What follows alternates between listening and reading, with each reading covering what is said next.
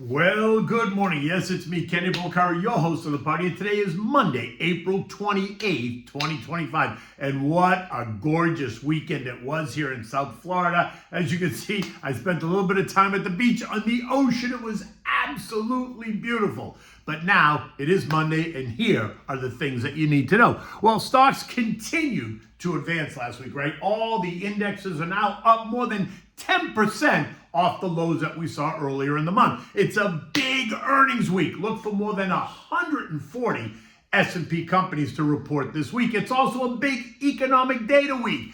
ADP, GDP, NFP, all will be top of mind. Trade negotiations continue, bonds advance, yields decline. Gold declines, shouldn't really be a surprise, and oil is holding steady. And what do we have at dinner tonight? We're going to have the spring version of chicken soup. Delicious. Okay, so look, the mega caps dragged stocks higher last week. The index, which had gained 11.5% going into Friday morning, added another 2.7% to end the week, up better than 14%. Tesla up 10% on Friday alone, and Nvidia up 4.5% were the ones that powered the move, but the others followed. Google is up 1.5%, Apple is up 0.5%, Amazon up 1.3%, Microsoft up 1.2%, Meta up 2.6%. This despite the fact that trade negotiations remain cloudy at best, and 45% of analysts surveyed are calling for a recession within the next 12 months. All this as Trump suggested that no one should expect any more delays on reciprocal tariffs, while vowing that he will not drop levies on China without something substantial happening in return. By the end of the day, the Dow added 20 points, the S&P up 40, the Nasdaq gained 217, the Russell ended the day flat, the Transport's down 265 points, while the equal-weighted S&P lost 10. Bonds rose, and that kept yields in line. The 2 years now yielding 3.77%, while the 10 years yielding 4.27%. Down significantly from where they were following Liberation Day, when they were at 4.01% and 4.57% respectively. And that's good, right? All that talk of foreigners refusing to buy or selling U.S. Treasuries, yeah, well, that's not happening either. Last week, Scotty Besson confirmed an increase in foreign demand, countering the speculation of foreign selling, citing the recent weakness by large leverage players. So you think the hedge funds, prop trading firms, leverage bond funds, and leverage ETFs rather than systemic issues. Now, the latest AAI, American Association of Individual Investors survey, has declined by 50 points in the past few weeks and is near the lowest level since 2022 bear market.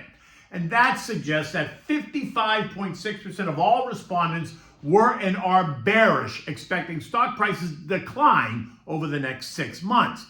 This is significantly higher than the historical average bearish sentiment of 31%, making one of the most pessimistic readings in recent times. Now, bullish sentiment dropped to 21.9, well below the historical average of 37.5.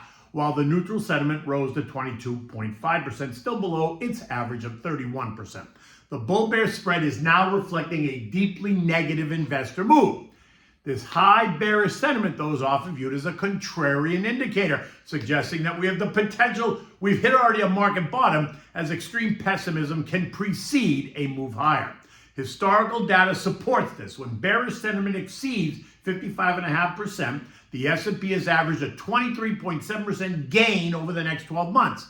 But this alone is not a reason to think that the volatility is over, as tariff threats, sticky inflation, and a tax bill, and supposedly slowing economy all remain top of mind. It is important to note that while the survey suggests heightened bearishness, retail investors have not been selling stocks the way the results might suggest, and that suggests that they don't think the weakness will be protracted.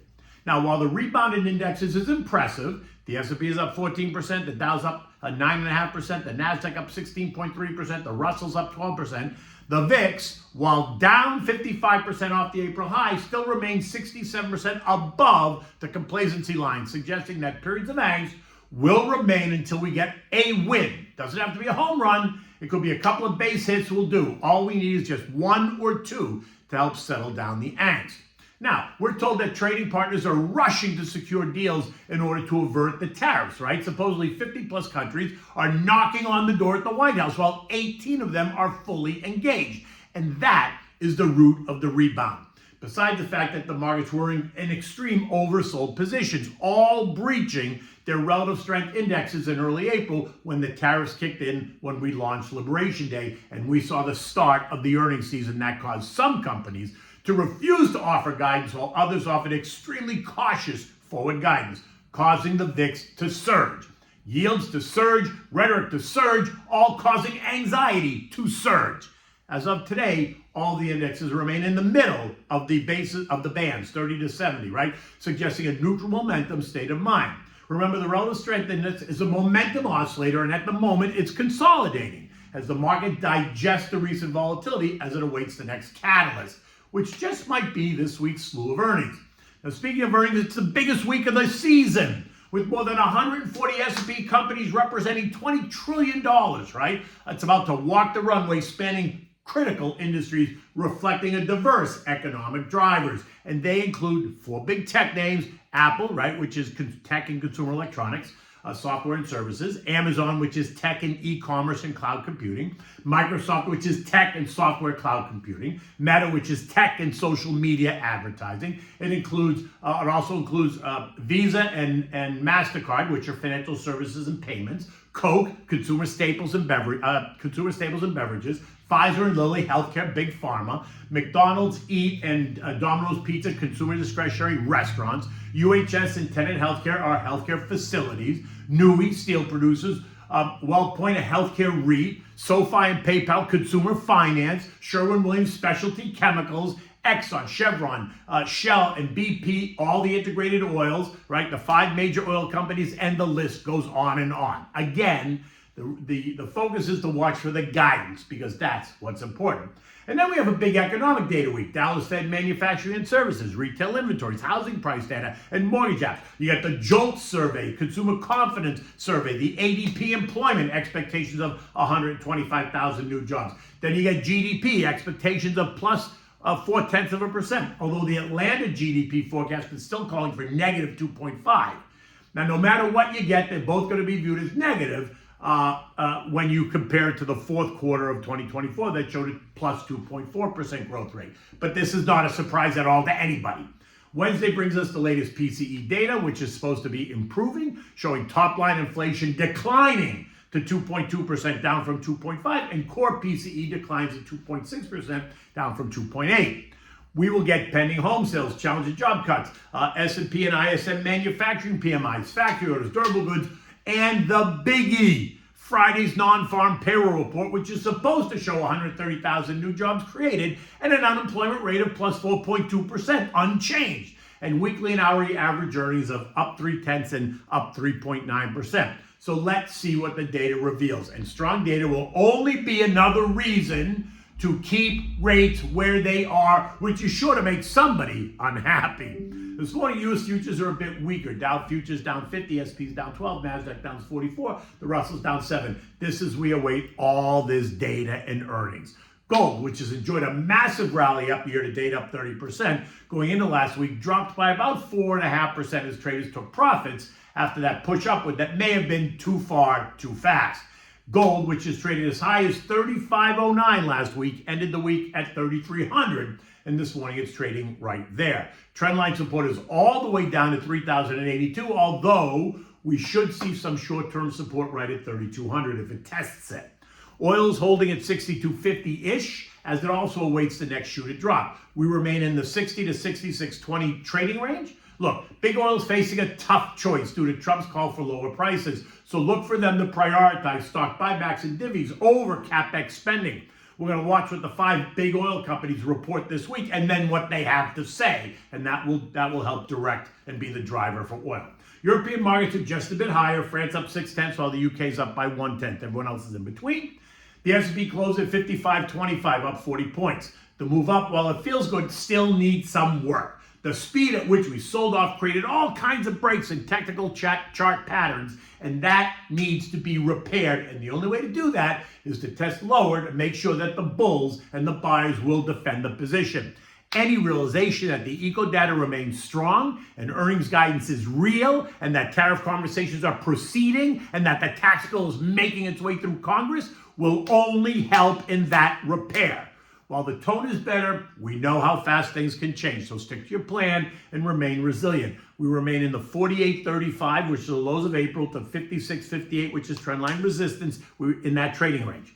So this is why I keep telling you, do a reality check and assess the portfolio, making sure that you own fundamentally strong, diversified, stable, high-quality companies that will recover much faster. Not making emotional decisions during tough times is key to creating long-term wealth. The investment decisions you make today have the potential to shape the rest of your lives, and long-term investment remains a proven key to financial success. While today's markets are more complex and volatile than ever, market corrections are an inevitable part of the landscape. Talk to your advisor and know your risk tolerance and know what you own and why you own it. Because here at Slate Stone Wealth, we expect every stock to decline to some degree during corrections, and we've seen that. But our philosophy is built on resilience, and so should yours. Call me to discuss, because I'm happy to discuss any of this with you. Okay, so what do we have for dinner tonight? So it's spring, right? So this is a springtime chicken soup, not a winter chicken soup. It's quick, it's easy, and it's so good.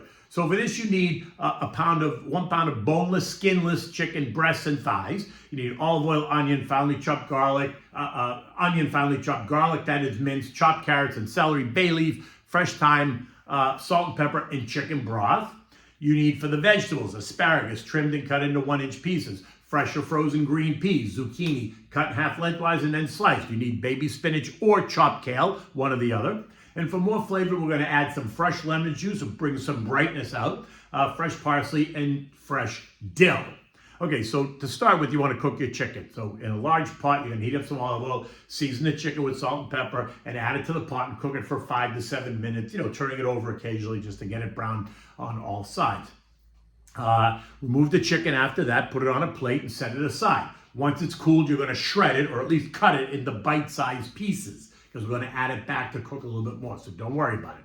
Using the same pot, you're going to add the onion, the carrots, and the celery. Cook that for about 5 minutes, stirring it occasionally till it gets nice and soft. Now put in the garlic, cook that for another minute. Now put in the chicken broth, right? Scraping up any brown bits that are on the bottom of the pot.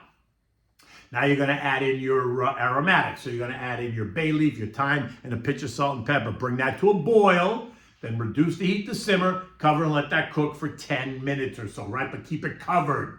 Now you're going to add the spring vegetables. So now you're going to add the asparagus, the peas, and the zucchini. Let that simmer for 5 or 7 minutes until the vegetables are tender. Then you're going to add back the shredded chicken or cubed chicken, however you did it. Let that cook for another 10 minutes.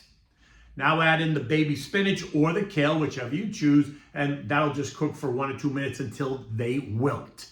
When you want to serve it, you want to take the bay leaf out, stir in some lemon juice. So take a squirt of lemon juice, put in the parsley and the dill to really brighten the flavors and make it springy.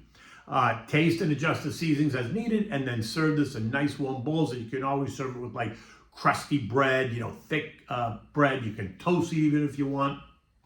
Otherwise, just raw, crusty bread is always good with this dish. In any event, it is the beginning of the week. It is a gorgeous day here in South Florida. Until tomorrow, take good care.